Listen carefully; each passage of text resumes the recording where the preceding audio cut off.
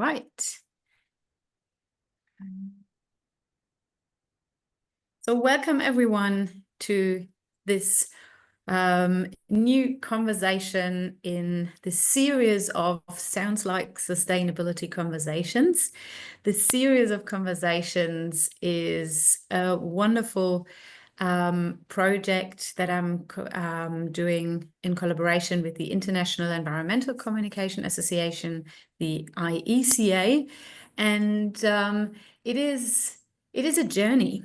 It is a learning pathway around sustainability. It is a lot about thinking and reflecting on what we call the socio-ecological transformation that we're in. And it is exceptionally wonderful to have these conversations with people from all around the world, including so many perspectives and aspects on what we would frame or talk about as sustainability or sustainable transformation or sustainable development. But by the same time, since we have all those conversations and along this journey or learning pathway, I'm discovering or I'm learning that, well, sustainability is one term, but it's only one amongst so many other terms or frames or narratives of what is happening in a world in crisis, in a world in transformation. So I'm absolutely delighted to have this conversation with you, Wilson Ugangu from the Multimedia University in Nairobi, Kenya. And I'm excited to have this conversation with you today, especially because you bring in such a wonderful perspective from not only a background that opens up new perspectives for us on sustainability transformation, sustainability communication, but mainly because you have so many experiences in teaching around those issues, in bringing in young people into a context of learning about transformation, about sustainability. So therefore, this will definitely be part of our conversations in terms of what can we actually learn from our students? What can we learn from those young people, much more digitalized, much more affine to digital media, to so many other communication forms. So, but before we dive into this conversation on sustainability and this conversation on learning about and for transformation, I would like to connect everyone with the context that we're sitting in by asking you, is there any specific sound, anything that you hear, anything that is happening in your very concrete place where you are at the moment that you relate to sustainability? So, hi, Wilson. Please involve us or invite us to the place that you are sitting in at the moment and everything that you can hear, anything that you relate to sustainability or maybe unsustainability. Yeah, good morning, Francisca, and good morning, everybody who's joining the call. In terms of helping to connect to my environment, so I'm seated in my house, and from a distance, I can hear the sounds of birds in the trees. I can also hear, the movement of wind, among the leaves. And there's a distant, I think, bird, which I can also hear from somewhere really quite far, because where I am at, I'm located very close to the Nairobi National Park. So it is possible that from here, you're able to hear a diverse range of sounds, especially from the birds, like it is right now. But if it is late in the evening into probably early night, you might, if you're lucky, be able to hear the roar of a lion or the cries of hyenas occasionally. Yes, so that's my environment. That's great, and we want to create this connection to a much more urban environment here in Vienna. There are some leaves here and some leaves in the background in the garden, or the small garden in front of the house, but then there are the trains right after that. And this is always telling me a lot about sustainability and where we are, this connection between thinking a lot about nature and environment and the sounds and everything that reminds us that we are part of nature, but by the same time that we rely on so much infrastructure, so many different things. And you might hear the sound of the trains in the background of this call on my end. This always brings me back to very individual decision making and very individual dilemmas of taking cars or public transport, of taking a plane or maybe not, and all those individual dilemmas that we are trapped in so much when we think about a changing climate and then sustainability on the other side. So thanks for creating those connections and inviting us to your environment. And therefore, I would love to start this conversation with, checking in terms of the definition of sustainability. And that is something that I'm really curious about, because sustainability as a term is so much around us in Austria and Germany and like from a Central European perspective. So therefore, I'm very curious how much, like how present, how visible is sustainability as a term for you in an everyday environment? Where do you stumble over it, or are there, and what is the definition of sustainability in your context? Fantastic. Many thanks for that one. In the context of Africa and Kenya, where I am in particular, the question of sustainability has in recent years begun to come up a lot in public discourse. Now you're hearing a lot of it, especially from policy-related groups. You're hearing a lot of it from researchers and think tanks, but also that you're hearing a lot about it from people engaged in the academy.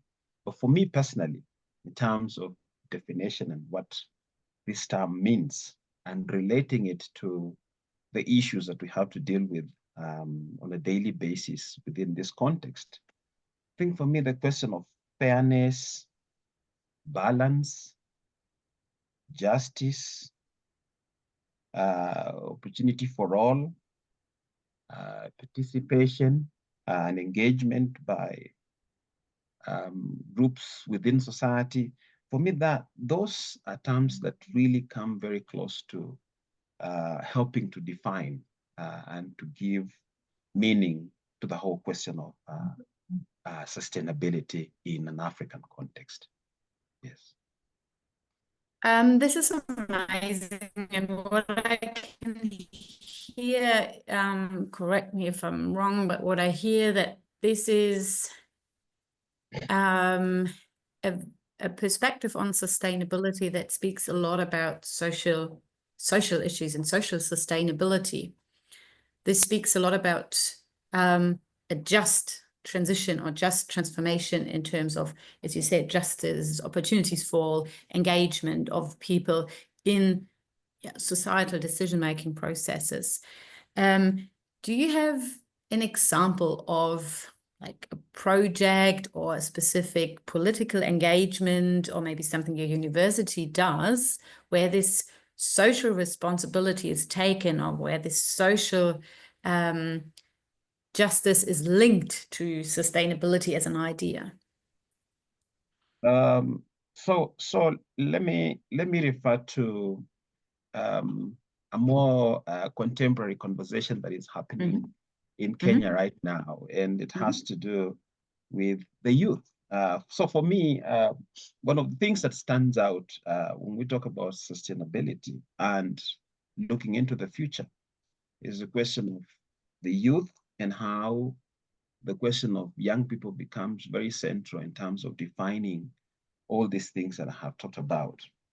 There is a discussion around the Gen Z movement. And I think that probably this is also something that is happening in other contexts like the European world and the American world. It is very, very clear that as we think about social processes, as we think about even what our environment means to us and how we can, make use of the resources that are available, whether those are land, whether those are water systems, etc., etc., and the policies that we build around that. It's important that we think about and bring young people or the youth right at the center of that. Last year in this country, young people came up in a movement that was not coordinated by anybody to oppose a government finance bill that had proposed huge taxes on the public, different sectors of the public, whether you're in business, whether you're a student or whatever. And the young people went out on the streets, and there was a huge, huge campaign, demonstration, and discussions, mostly happening on social media. And as a result of that, of course, obviously, there were very bloody clashes with the security forces, and a number of young people, unfortunately, lost their lives. But as a result of that, fundamentally, there was a huge impact in terms of, so what does policy mean? That every time that we come up with national policies around any of these social issues that we're talking about, we must actually think about young people. That's the message that came through from that movement. And indeed, as a result of that, the government was forced to shelve, remove that finance bill, in spite of the fact that it had, in fact, received presidential assent. It was removed and shelved. And instead, then the government had to think about other alternative ways of funding the budget for 2020, the financial year 2024-2025. So younger people have a lot of enthusiasm. They, of course, obviously, people talk about them being the future of societies, of countries. But more fundamentally, what we have to acknowledge is that they have the skills of the times. They have the energy and enthusiasm that can enable them to be more adaptable to the kinds of changes that we are seeing right now. So the point is for policies, for processes, institutions to harness that particular energy and to bring it at the center of things so that we can think about these questions in a more sustainable and more productive way for society. Yeah. So just in a nutshell, sort of like that's the framing. If you think, so what I hear is that it is really about young people, and that sustainability or all those social justice issues and issues of social sustainability are very political. My question would be, can you talk a bit more about those young people and how much they are willing to get engaged? Because on the flip side, we do see a lot of young people being very scared, being very anxious about their future.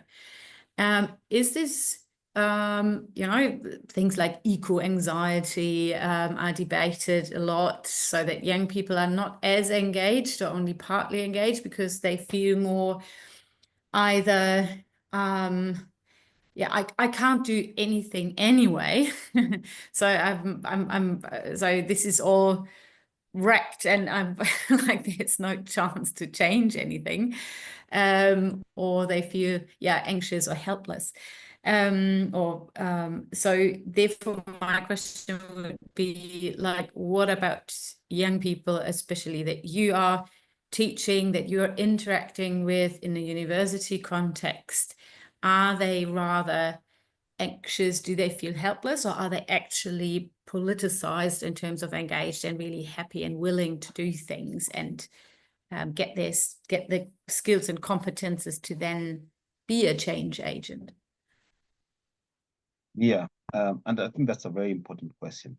So first we have to see the picture here. The macro level picture in Africa generally and in Kenya in particular is that a huge portion of the population is actually young.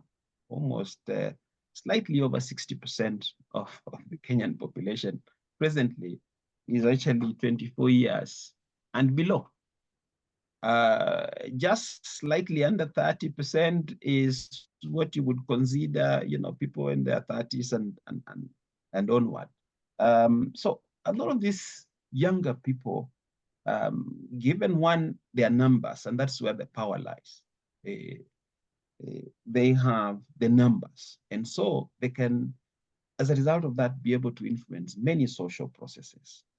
But then again, you're saying that in the present times, and given the power of new communication technologies, you're finding that more and more younger people are involved in, what you would call global information flows in a more unprecedented way than you've ever seen in any other age before. And as a result of that, they are already very equipped. Even by the time they come to the school system, they are very equipped in terms of knowledge and understanding of the environment, the immediate environment, but also the global environment that helps to define the many things that are happening within the environment.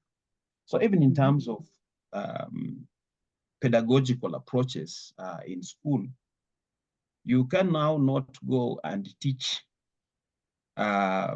these youthful people in the same way probably that people were taught in this country in the 70s, in the 80s, those decades of the past. I think fundamentally something has shifted. There's a way in which they already bring a level of understanding to the learning process. And so the more adaptable pedagogical approaches will be those that derive from shared experiences of learning, where you harness more and help them to bring the understanding they already have into the learning process, and then build on that to help them to develop new understandings, because they're already very innovative. They can innovate in very interesting ways. They are very enthusiastic, and they are yearning to go. But the systems we have are traditional systems. These systems we have had since African countries got independence in the 60s. These systems are old. These systems are analog. And so these systems are holding back that potential in the young people.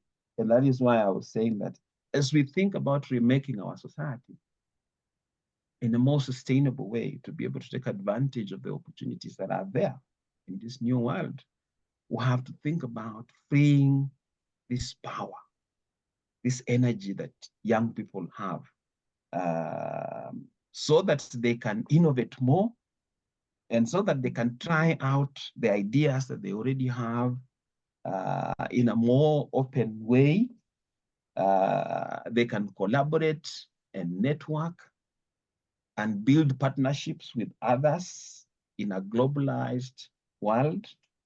So those kinds of things, for me, should be where policy should be oriented towards, rather than a policy that is so inward-looking, institutions that still hold back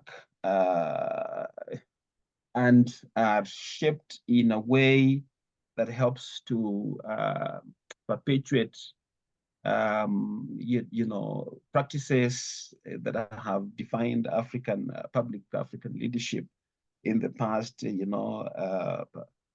patronage, corruption, and those kinds of things. So when we do that, when we hold back onto these older systems, as we saw, for instance, from last year's Gen Z protests in this country, we fundamentally, stymie, the engagement potential of young people in the development process of these countries. So we cannot wait for them to mature. They are the majority, and they are here, and so this is their moment, at whatever level, to be engaged in the process of changing and transforming society. And that's where sustainability really, for me, lies, and creating opportunities for themselves. Yeah. That I love this thinking, because usually from an educational approach, you would say, okay, we need to come up with ideas and pedagogical strategies first, and then we teach those young people.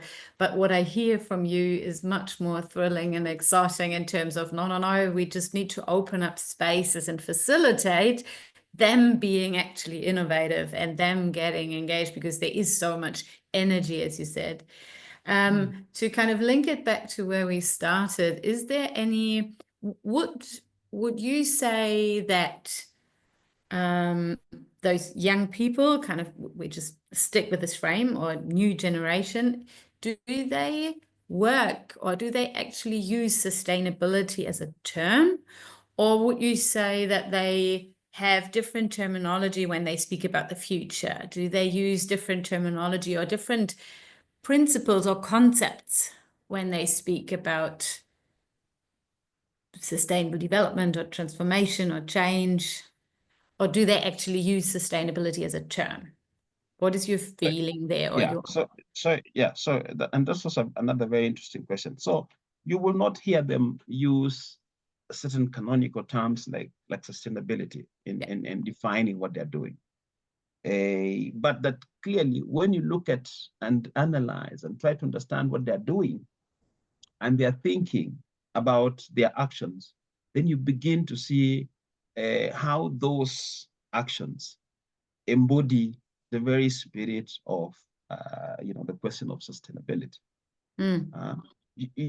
Because they're out there, they want to be facilitated. They want a society that can help them to harness and bring out their creative potential. In Kenya here, there's a huge movement of young people who are taking advantage, appropriating all these social media technologies and doing, very innovative content and promoting it out there through social media, TikTok, and all the other spaces. But they're doing it to occupy themselves, to actually, in fact, even earn a living out of it without really following any particular policy or structural processes that are in place that could potentially help to channel that, but they are doing it. And so that is a potential that as a society we have to see. And then we have to also then learn that we're in an age where, what used to make sense, the whole question of order is no longer there. So we're living in a world of chaos, in a world of uncertainty, and these younger people understand that better. In fact, so now the understanding of sustainability derives from that. How they're able to appropriate and take advantage of this uncertainty of the present age, the fluidity of the present age.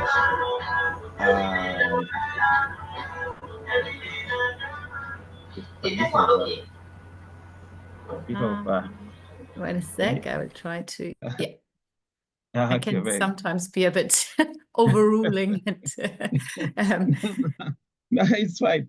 Yeah. So the ability to be able to work with uncertainty. And uncertainty is one thing that used to unsettle the older generation, or does unsettle the older generation a lot. The older generation want to see order and to be able to work with order through processes and structures and those kinds of things. These ones want to work with chaos, and they see opportunity in chaos. And so that is what we also need to acknowledge. And they don't give or provide labels for that. And so they just work. And when it fits them, they develop language that is appropriate to help them to refer to what they are doing. And you can see that sometimes through the content, the creative media content they put out there. You can actually hear that through some of the, like in our context here, local radio stations that reach out to certain segments of the Kenyan population. There are those ones that really just target young people, let's say, who are growing up in disadvantaged areas of Nairobi and other major urban centers around the country. There's a radio station here called Ghetto FM. Ghetto FM broadcasts in a language that is a mix of many, many languages, and so which helps them to reach out to this younger group of people. And when you listen to it, when I listen to it myself, I can hardly figure out what they're saying. The younger people in Korogocho slums in Nairobi, for instance, will quickly identify with what the announcer on Ghetto FM is saying. And in fact, there are news that they present on that particular station. They do it in a very creative, innovative way that meets the expectations of that target group of people. So the news that we were used to, the BBC kind of news, the VOA news, that version of journalism is no longer relevant to that group of people. In fact, they don't know about it. If you were to expose that to them, they would find it boring and they would not give any attention to it. They want Ghetto FM, a radio station that speaks to them in a language, in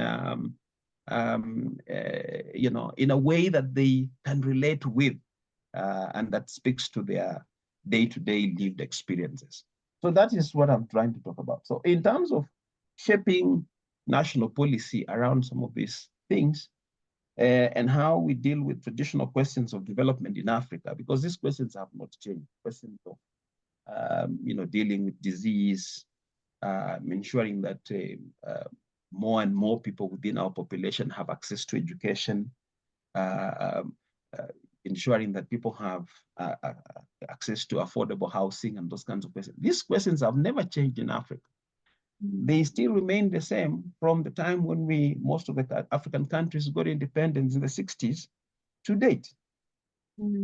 But now the perspectives that we bring to these questions must change in view of these movements that we are talking about. For me, that is where you locate sustainability. Wow. That sounded like a final sentence, at least for our conversation. I would love to open up the conversational space here to everyone else. Are there any other questions in the room for Wilson?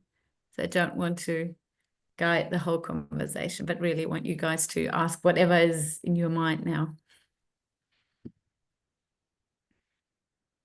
Anyone? Yeah, I could maybe make a start. Yes, Unfortunately, I'm mobile, so I can't show my face. But I thought that sounded very interesting, what you presented there and how you explained this very, what to me sounds like a very complex situation, right? So there are so many different variables that interconnect. So you have the age variable of the younger generation, the older generation. You have a very specific cultural context also. And what I was wondering, because also the topic of policies was touched upon, to what extent you would say that sustainability is also a politicized topic to some extent in your area? So how political is it? Good question. Ursula, sort of like I missed the last a bit of the question. To what extent? Yes.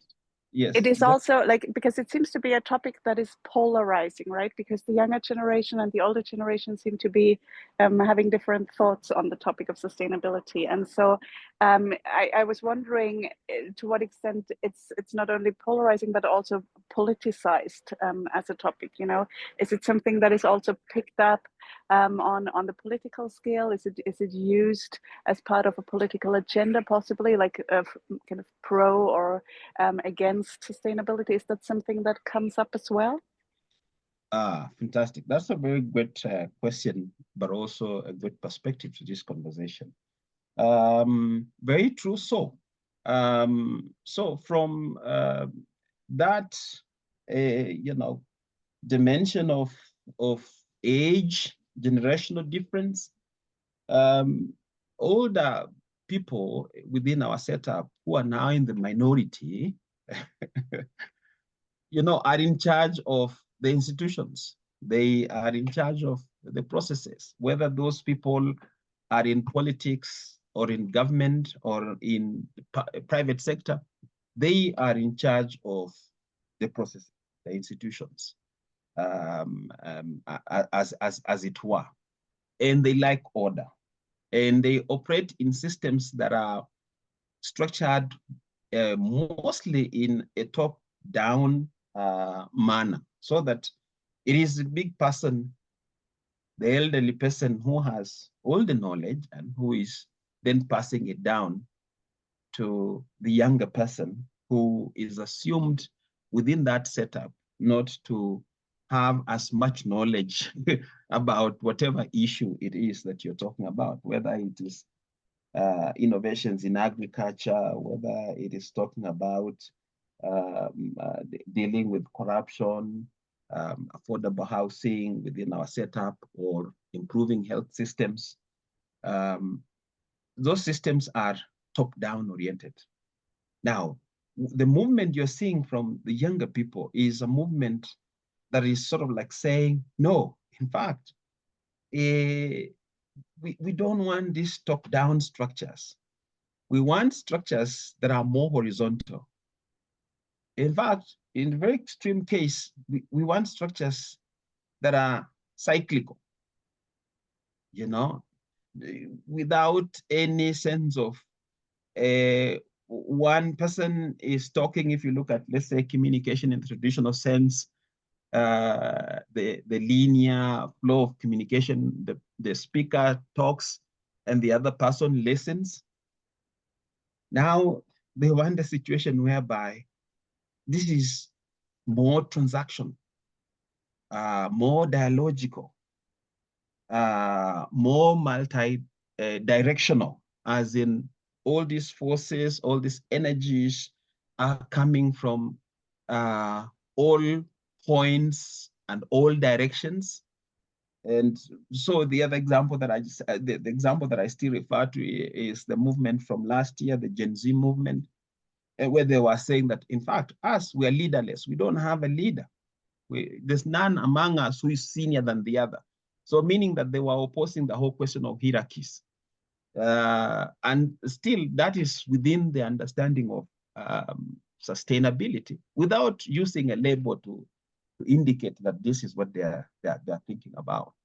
So an environment that is structured in such a way that you diminish the power of hierarchies within the setup, I think is the environment that can help to unleash the potential that is there among this group of people to be able to take Africa and our societies to the next level. Because you can actually already see that the ones innovating.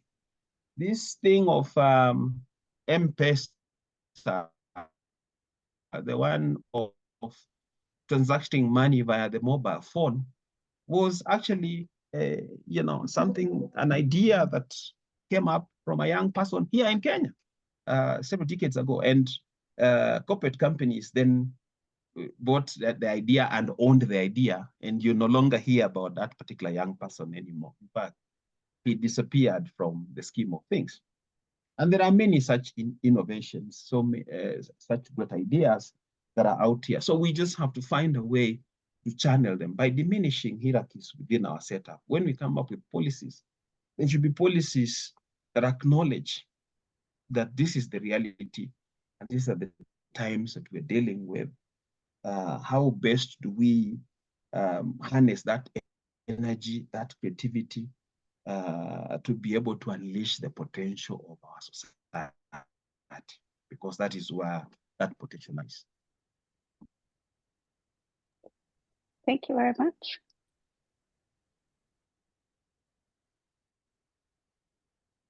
Yeah, I hope that I have been able to do some to that question. But Ursula, yes, you're right. So it comes up a lot in the discussion of local politics. It comes up a lot in many, many other spaces. But you clearly see that those in charge of the processes, those in charge of government are still either resistant and cannot be able to see the opportunities that are there, and or they're just afraid to lose power. Mm. Yes, to lose connection with the people. And so they try to diminish and curtail the involvement of younger people within these processes, as we are noting. Mm.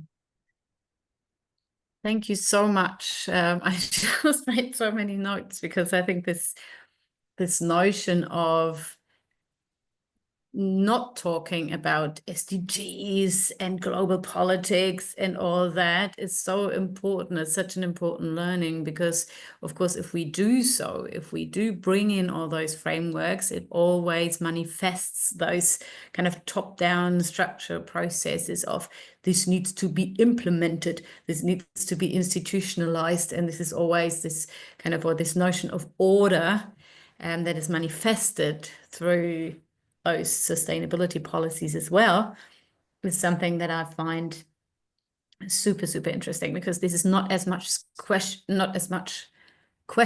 in a European context, for example.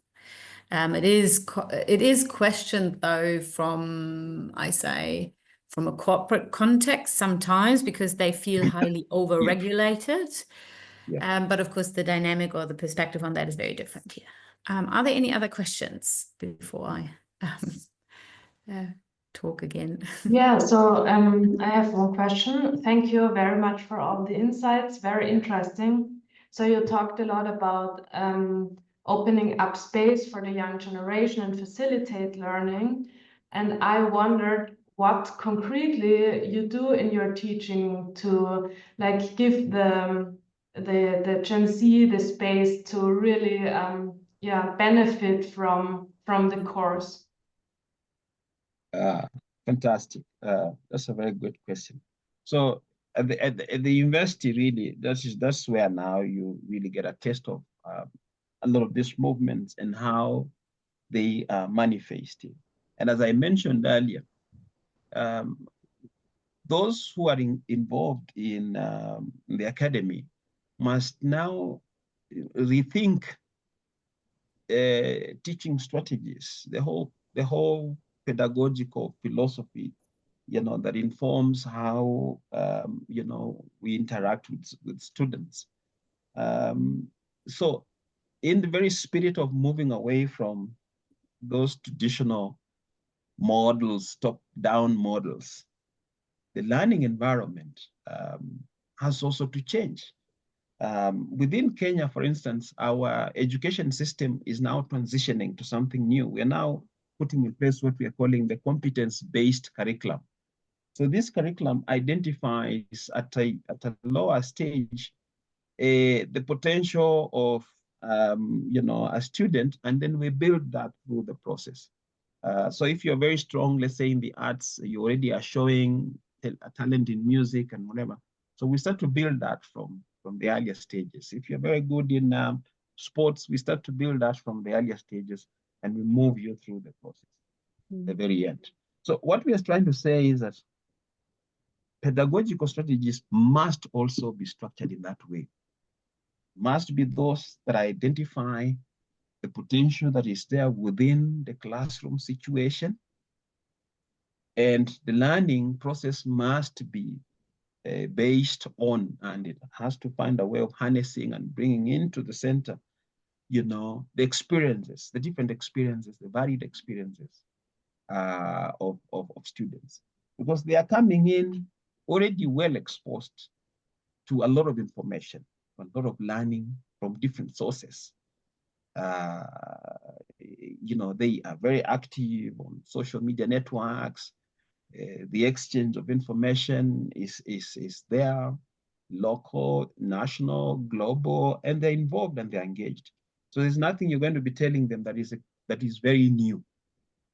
Instead, learning process must be one that helps them to begin to think through and to see the implications of what they already know, in the context of the local community, as in so moving them towards finding local solutions to local problems based on the knowledge that they already possess. How creative, how innovative can they be in terms of using that knowledge, building on it, creating the relevant networks, seeing the relevant connections within the environment to move them towards a solutions-based approach to learning. I think for me, that is really the best way to do it. So I teach courses in research. I teach actually students at master's level in my school how to address research-based questions and all that. And I'm finding that more and more, the more you go to class and you're trying to say, okay, so let's talk about a research problem. A research problem is this. No, it's not going to work. It's not going to work. Thank you. Give them a case and work based on that case to help them to identify what the problem is. And then to think through innovatively and suggest the best ways to deal with that particular question, to address that particular question, because research is about creating knowledge. So a researcher sits in a very privileged position, that one of creating knowledge on behalf of society. So you have to move them using really live examples, lived examples, help them to see that they sit in a very privileged position to find solutions on behalf of society. Okay, so that is what I'm talking about.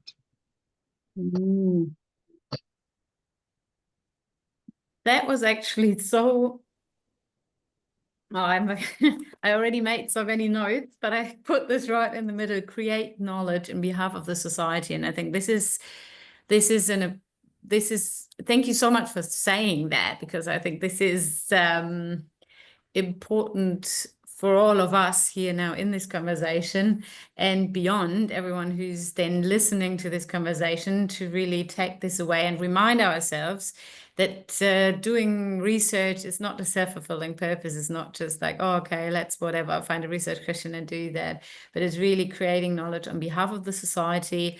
And the other thing that I find such an important takeaway is that learning in an educational setting, for example, but even beyond, is not necessarily just about adding new stuff and new things, but it's also about realizing what are the skills, the competences, the experiences, the knowledge that people already bring to the classroom, and build on that instead of just throwing new stuff or demanding that they learn new things.